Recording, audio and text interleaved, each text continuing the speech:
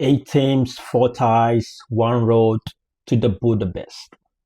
Welcome back to DK Legacy Football. I'm Raymond, and today we're not just giving you predictions, we're giving you full scouting report on every single UCL quarterfinal.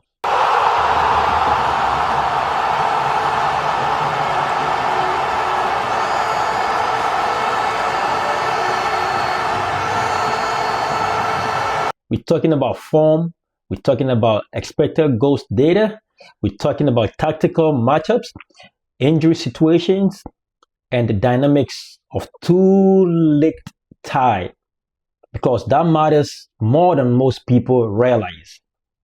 By the end of this video, you know exactly which teams genuinely dangerous, which ones are leaving a reputation, and where the real upset could come from.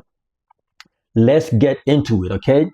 So, we have the quarterfinals of a UCL Champions League. Okay, we have the Champions League quarterfinals this week. We got 8 teams competing to go to the next round, which is the semifinals. Maybe who knows to the finals. Okay, so I'm just going to break down the analysis. I'm just going to break down what I think, give you predictions, how the teams is doing, and so on, and who I think is going to go to the semifinals and who's not. Okay, so let's get into it. Okay, so we have Arsenal versus Sporting CB, which is on the 7th tomorrow. Okay, April 7th for the League One. They're playing in Lisbon.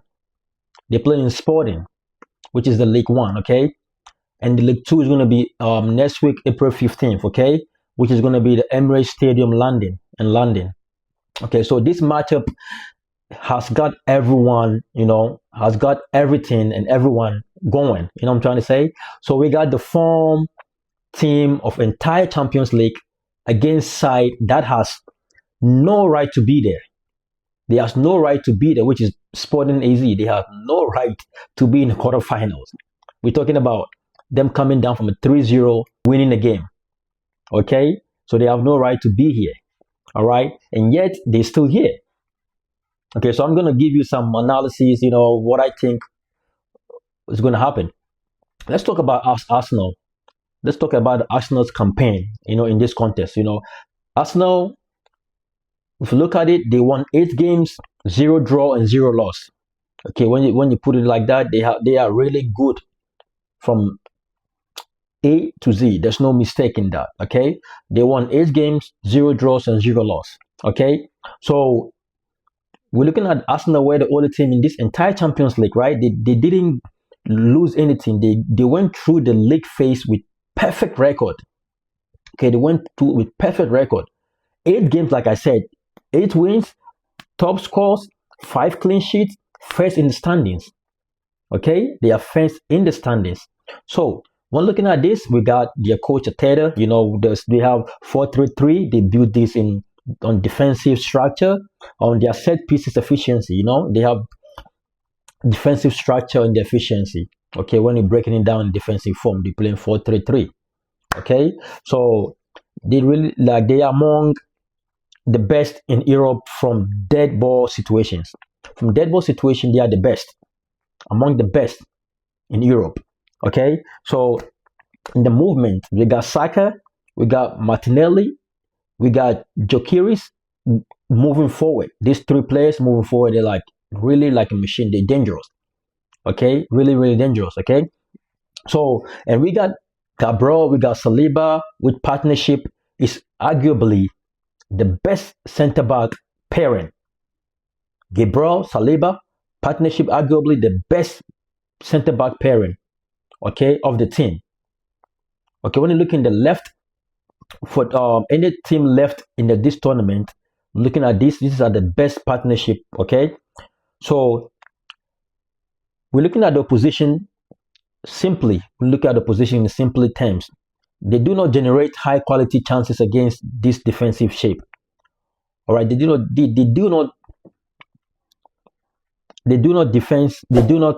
generate any high quality chances against this defensive shape when we're talking about these 2 players. Okay, so that's Arsenal when you put it into context. And then we have the X factors for Sporting. Okay, so here's what I said. Here's what makes Sporting dangerous. When you look at the momentum and the belief, right? They came back from 3 goals down in the round of the 16, first leg against Bodo Glimt, and they won 5-0 in the second leg, right? So that kind of psychological strain is real. To come down from a 5-0 and win the game, that kind of psychology kind of makes it really, really dangerous. Okay, so that's it. And they beat PSG. They did beat PSG, the defending champions. They beat PSG, the defending champions. So in that league phase, when they played the PSG, they beat them. In that league phase, they beat PSG. Okay, so when you look at Roy Borges has this squad playing with collective energy that you cannot manufacture. You cannot manufacture because they play with the form of energy that you can never manufacture. He gives them this kind of grow, this kind of energy, gives them this kind of psychological thinking that, hey, we can do it. We came down from a 3-0 down. We can do it. Okay? But not against, Arsenal. Like I said, they never lost a game in this Champions League. Clean, perfect record, 8 wins, 0 draws, 0 loss. But the way Sporting, like I said, this psychological momentum method, the energy vibe, the adrenaline, it's not going to work on Arsenal because Arsenal, like I said, they're not going to go in this game thinking like we are going to lose. They are going to come out winning. So my prediction on the first leg, right, is going to be 1-0 to Arsenal's. In Sporting, they're going to beat Sporting 1-0. Okay, and then League 2, they are playing in Emirates in Arsenal home. Arsenal is going to win this 3-0. So when you're looking at aggregate, Arsenal is going to go to the next round, advance with 4-0 on aggregate. Okay, the confidence I have in this is 8 out of 10. Because, like I said, I use my data stuff, comparing the data, analyzing it, building my model to make sure, the confidence in it. I'm giving 8 out of 10. Okay. Arsenal is going to win this.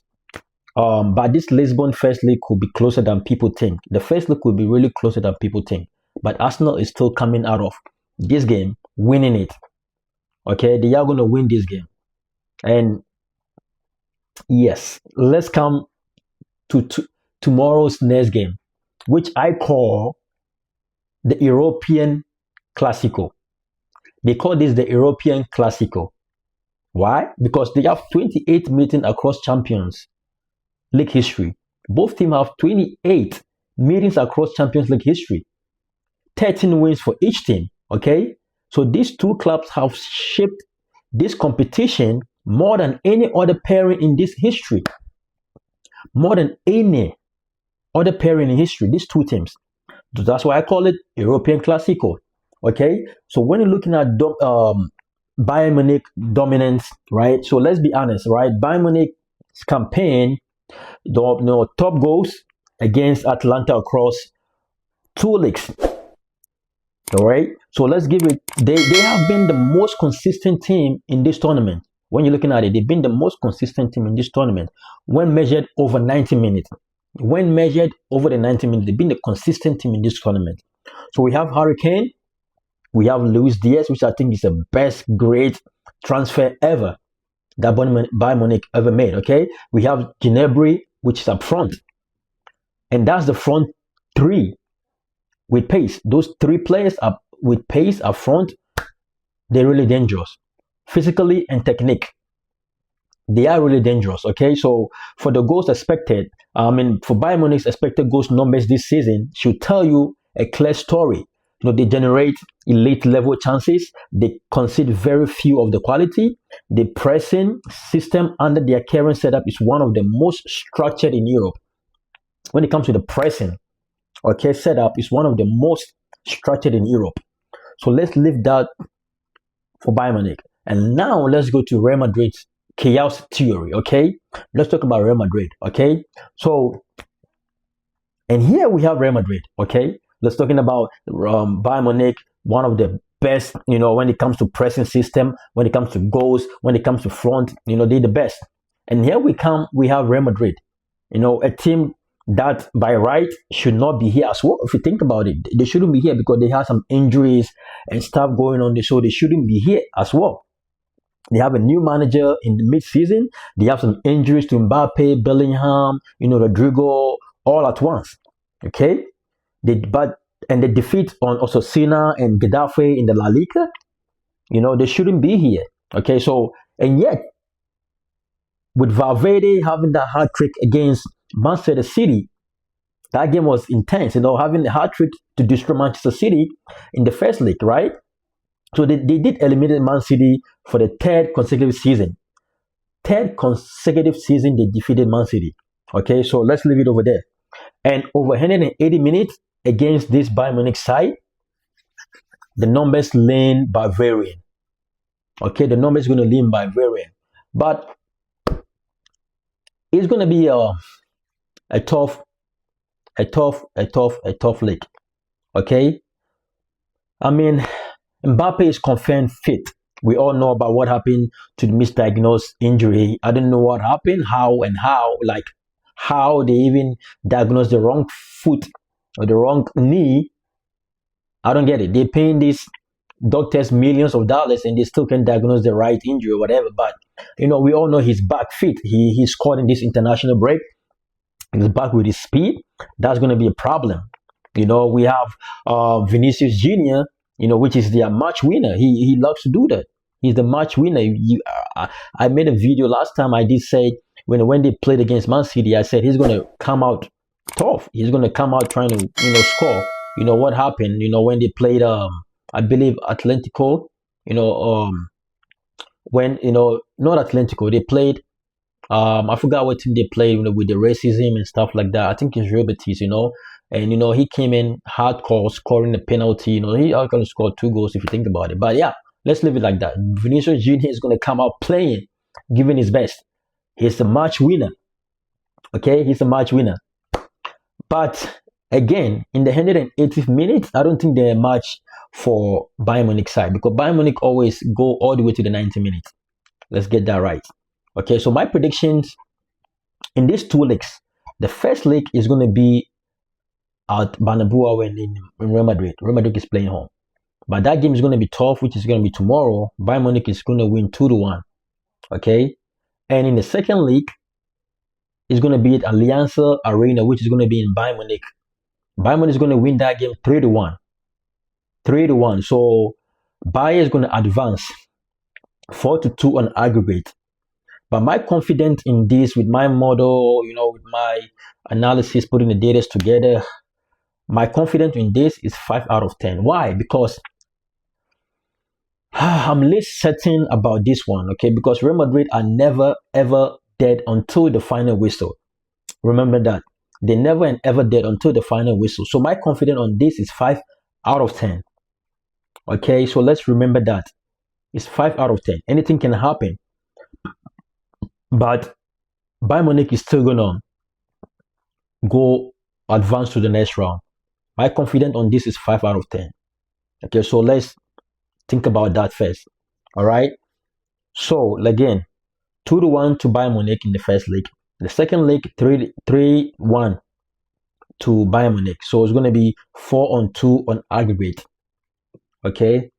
So let's leave it like that. But I want to give some rankings, with these 2 teams. Okay. When you look at Bayern Munich, I'll give it, when it comes to the ranking, I'm giving them 52%. Why? Because the most complete team over 90 minutes.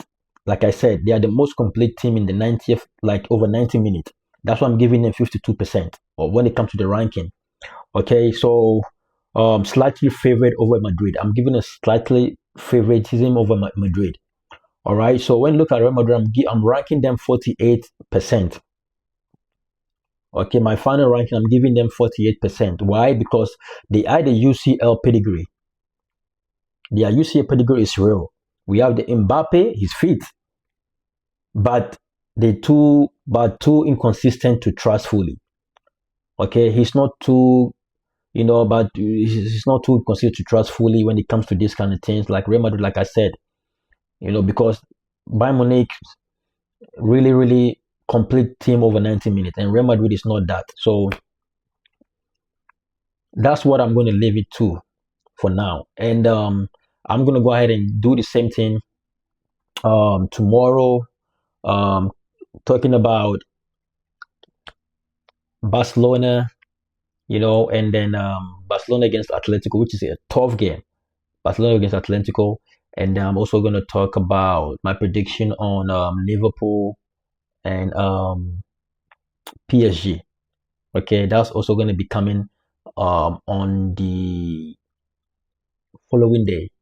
Okay, for today, for now, I'm just giving the prediction on Bayern Munich and against Real Madrid, and I'm giving Arsenal is Sporting.